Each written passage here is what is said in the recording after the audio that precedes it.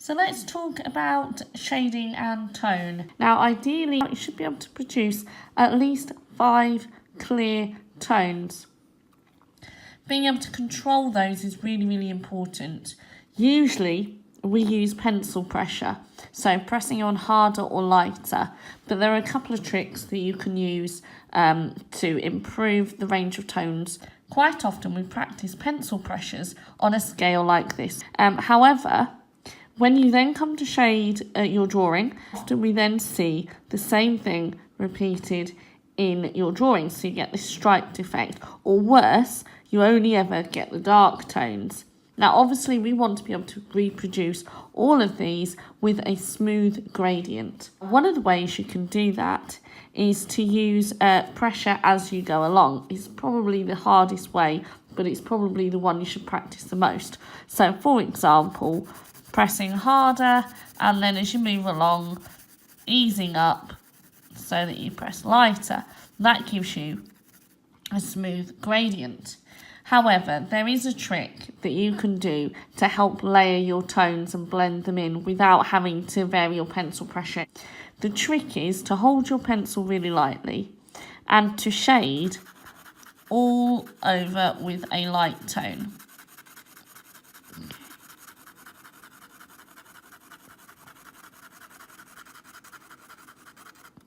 Now, what we can then do is use layering to increase the layers of tone that you put on, and therefore they will become darker. So using the same pressure, okay, just to demonstrate, watch what happens when I then layer the exact same pressure over the top of where I have just shaded. I'll just stop there so you can see. So there's straight away 2 tones which change gradually. Same pressure again, over the top again. 3 tones which change gradually. And again.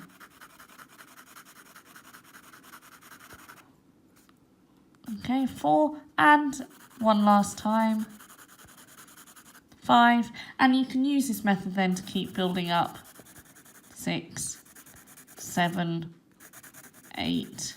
Okay, now the benefit of this is you've got not only 5 tones but a wider range of tones which also then blend smoothly.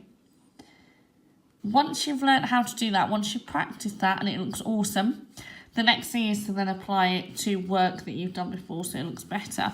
So the next step on this one would be to use your light tone all over. Now notice I'm going in a circle for this one. Okay, and then just to build up the areas of tone again going in a circle.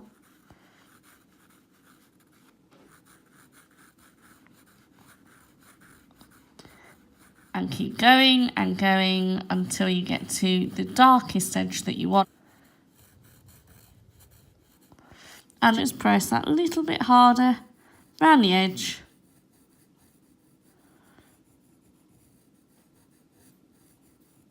And you get your properly shaded sphere with a proper range of tones. Of course, you can keep building these up until you are 100% happy, but that's a better way to produce your tones. Have a go, practice this, but work on layering as well and overlapping your tones to create your full scale.